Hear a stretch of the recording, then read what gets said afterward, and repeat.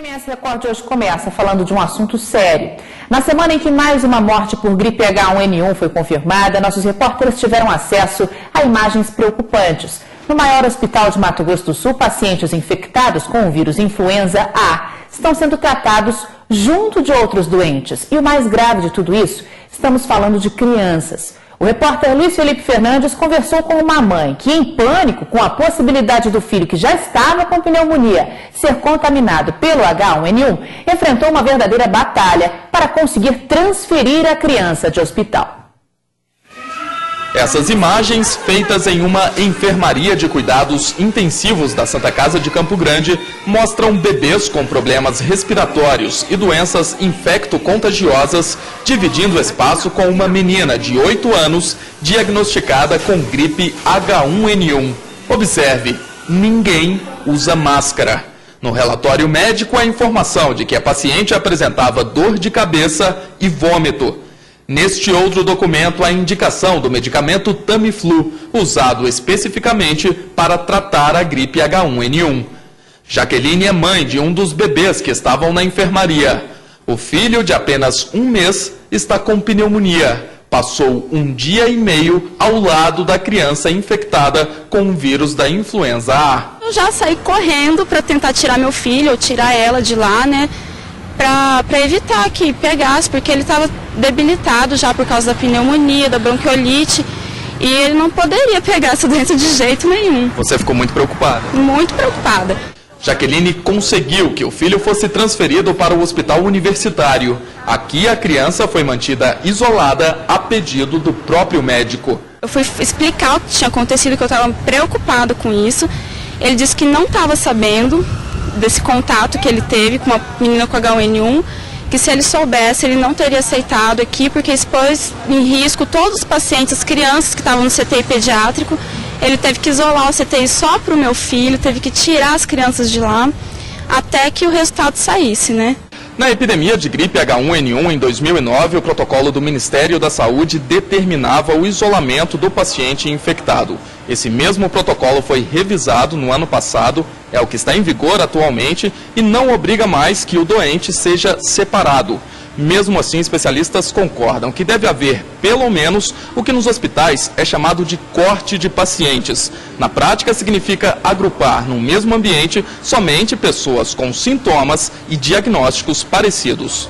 A presidente do Sindicato de Enfermagem de Mato Grosso do Sul afirma que na Santa Casa de Campo Grande esse cuidado não é tomado. Até que se comprove, até que se tenha o diagnóstico, esse paciente ele fica em todas as alas do hospital. Então recebe esse paciente lá no pronto-socorro, ele sai daquela área verde, ele vai para a área vermelha, como pode ir para a área laranja, que são áreas dentro do pronto-socorro, e depois ele é transferido para a enfermaria. Até que haja a informação de que realmente existe o H1N1, já passou, a assistência já foi prestada por vários tipos de profissionais. A orientação é que se junte todos os pacientes que têm gripe, de uma forma geral, H1N1 ou não, eles fiquem no mesmo ambiente, separado dos outros. E naqueles casos, repito, que haja produção de aerossóis, aí sim que a equipe de saúde use a N95. N95 é a máscara conhecida como bico de pato, equipamento de proteção individual que, segundo a representante dos enfermeiros, não estava disponível no dia em que a criança com H1N1 foi internada na Santa Casa. Nós verificamos que no estoque, de fato, havia no computador, mas na prateleira não. Se não tiver N95, esse profissional está exposto e certamente ele vai ser contaminado por H1N1, pelo vírus H1N1. O tratamento dado a pacientes com gripe A também é questionado por Dona Arlete. O filho dela só teve a confirmação da doença depois da 5ª consulta e a recomendação médica foi recebida com espanto. Cuida em casa, como vocês estão cuidando, fica isolado em casa. Se tem mais irmãos, estão tudo infectados, então fica tudo em casa. A quarta vítima da doença no estado foi um militar do Exército. Ele tinha 21 anos e morreu no último sábado. Luan Felipe era da cidade de Coxim e estava internado aqui em Campo Grande. Bom, a gente abordou aí uma questão técnica sobre a forma como os pacientes são atendidos pelos médicos. Nós mostramos a Santa Casa e agora quem vai falar com a gente é a diretora da Comissão de Controle de Infecção Hospitalar do Hospital Santa Casa aqui em Campo Grande, a doutora Priscila Alexandrino. Boa tarde, doutora. Boa tarde. A gente mostrou aí uma mãe que ficou muito preocupada com um bebezinho que já estava com pneumonia e ficou ali junto com uma criança que estava comprovadamente com o vírus da gripe A, né? Então a gente entende essa preocupação, por isso a gente chamou você até aqui para explicar por que isso está acontecendo, né? A gente sabe que o protocolo não preconiza a separação, mas sabemos também que os médicos concordam que haja pelo menos esse corte de pacientes, né? E o que a Santa Casa tem a dizer sobre isso? Então, a Santa Casa agora, ela segue todos os protocolos que são preconizados pelo Ministério da Saúde, né? Então, como são esses protocolos e o que a gente faz em relação à coorte, né? Que eles falam corte, né? Mas na verdade chama precaução de coorte, né? Que é juntar os semelhantes, juntar os suspeitos de gripe H1N1, né? Que é isso que o protocolo preconiza. Na verdade é o seguinte, a partir do momento que o paciente tem 2 dias de uso da medicação antiviral que é preconizada pelo Ministério da Saúde, que é o Tamiflu, ele não precisa mais de isolamento. E essa criança estava nessas condições? Estava no 5º dia. Então, assim, ela não precisava mais de isolamento. Isso então, pelo Ministério da Saúde. Não está mais transmitindo o vírus? Não está mais transmitindo, não tem risco para as outras crianças. Porque a gente não colocaria outros pacientes ou funcionários em risco. Como o Dr. Zé Ivan, que é presidente da Sociedade Sul-Mato-Grossense de Infectologia, citou, o que é aerossol, né? Aerossol, na verdade, é quando a gente tem contato direto com secreção respiratória. E somente nesse caso precisaria dessa máscara, que é PFF2, conhecida como N95. Que hoje está em falta na Santa Casa. Não, tem normal, sempre teve. Só que só essas pessoas que têm contato direto com as secreções respiratórias, ou seja, quem vai entubar o paciente, quem vai colher material respiratório, é que precisa desta máscara. Ah, então não é, se a pessoa estiver espirrando, não, isso não é aerossol? Não, isso não é aerossol, são gotículas. E para gotículas, a máscara cirúrgica é mais eficaz, aquela máscara simples que a gente vê no dia a dia, ela é mais eficaz do que a máscara N95. Então, assim, a máscara cirúrgica, num trabalho canadense, foi provado com enfermeiras que a máscara cirúrgica, no caso de gotículas, é mais eficaz do que a máscara N95. E essa máscara cirúrgica vem sendo utilizada normalmente? Normalmente, está disponível em todos os setores da Santa Casa.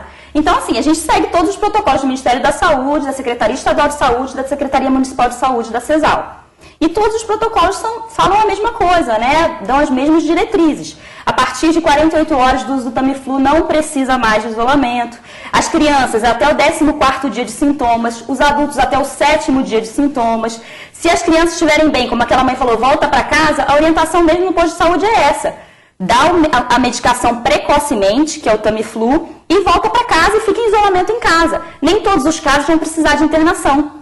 Uma coisa citada pela presidente do Sindicato de Enfermagem aqui de Mato Grosso do Sul na reportagem foi que o paciente, quando está com sintomas da gripe A, né, ele é atendido e passa por vários setores na Santa Casa e tem contato com várias pessoas lá dentro. E ela contestou essa forma de atendimento. O que a Santa Casa tem a dizer sobre isso? Logo que a pessoa chega, ainda não tomou o Tamiflu. A gente bota em precaução já casos suspeitos, não só confirmados. Então ela pode realmente passar por vários setores, mas as pessoas vão estar usando máscara cirúrgica e quem for colher secreção respiratória, mais uma vez que é o caso do aerossol, que o Dr. Zé Ivan citou, vão usar máscara N95, mesmo os casos suspeitos, os não confirmados, né? Os pacientes que ficam na mesma sala desse suspeito que acaba de chegar devem usar máscara também? Não, desde que eles estejam a mais de 1 metro do leito daquele paciente inicial, do caso suspeito. Então, se eles ficarem a mais de 1 metro de distância, não há perigo algum. Já que a gente entrou nesse assunto, e você é uma médica infectologista, vamos tirar algumas dúvidas. Então, se há uma certa distância, o contágio não existe? Não acontece. E a gotícula ela não vai a mais de 1 metro. A gente procurou se informar mais, doutor, e a gente sabe que, inclusive em clínicas particulares, para quem não pode tomar a vacina contra a gripe A na rede pública de saúde, essa vacina está em falta. A gente ligou para várias clínicas, está difícil de encontrar. Muitas mães ligam para a gente para saber também, né, como conseguir. Bom, nessa situação, as clínicas estão dizendo, só na semana que vem uma previsão da chegada de mais doses, então tem que esperar. O que a gente deve fazer para prevenir o contágio, principalmente entre as crianças, que é época de férias, né? A gente costuma sair com a criançada. O que tem que fazer? Prestar atenção no quê? Uma das coisas é evitar aglomerações, né? Nesse momento. Então, assim, que é uma coisa difícil, mas é uma das recomendações do Ministério. Então, evitar, em alguns locais, por exemplo, no Sul, houve a suspensão de algumas missas, de alguns eventos para evitar as aglomerações. Isso é uma das coisas que se pode fazer. A higienização das mãos em todos os momentos, seja com álcool gel, né, que foi muito preconizado no primeiro surto, e ainda é a mesma coisa, né? Evitar. As pessoas que estão doentes não devem sair de casa, que estão com gripe, devem procurar o posto de saúde, atendimento médico, e devem evitar ficar em locais de aglomeração para não transmitir para as outras pessoas. Se até um local de grande aglomeração for inevitável, você aconselha colocar máscara cirúrgica, inclusive nas crianças, ou não? É complicado a gente falar isso em termos de saúde pública, né? Porque o vírus começa a ser eliminado 2 dias antes dos sintomas. 1 a 2 dias, né? Até 24 horas antes. Então, antes da pessoa ter os sintomas, ela já está eliminando o vírus. Então, é difícil saber quem tem e quem não tem. Eliminando? Transmitindo. Então, é difícil. Tanto que no primeiro surto, em 2007, se não me engano, começaram a fazer nos aeroportos, ver a temperatura das pessoas, para não deixar passar, quando começou na Ásia, no início mesmo da gripe A. E o que aconteceu? Viu que isso não era eficaz. Por que não era eficaz? Justamente por isso, que as pessoas já estavam eliminando antes de terem febre. Né? Então é complicado, assim. Então, na verdade, as pessoas que ficarem doentes devem procurar um posto de saúde, tomar a medicação. A orientação do Ministério agora é a seguinte: o Tamiflu está disponível em todas as unidades básicas de saúde. A pessoa que tiver qualquer sintoma, vai nessa unidade básica, fala que está com suspeita de gripe, o médico vai prescrever a medicação. O início precoce dessa medicação pode evitar casos graves.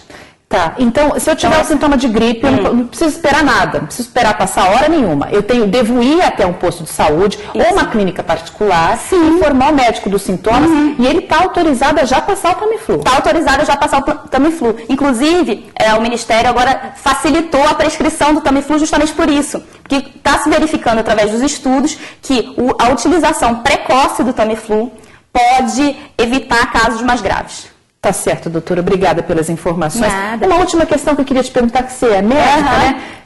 Essas mortes confirmadas em Campo Grande, aqui no estado, elas te preocupam como médica?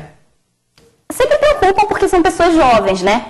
Assim, a faixa etária está um pouco diferente, bem diferente. Porque esse rapaz do exército estava fora da faixa, 21 anos, né? Então, assim, e também não tinha fator de risco, né? Porque no outro surto, volto a dizer, foram mais pessoas gestantes, que foram vacinadas dessa vez. Que tinham direito à vacinação. Que tinham direito à vacinação pelos órgãos públicos, né? Então, assim, a faixa etária que é mais complicada. Mas eu acho que justamente isso acontece não só aqui em Campo Grande, em Mato Grosso do Sul, mas em todo o Brasil. Esse uso precoce do Tamiflu pode evitar isso. Tá certo. Obrigada, viu? Nada. Boa tarde. Que isso.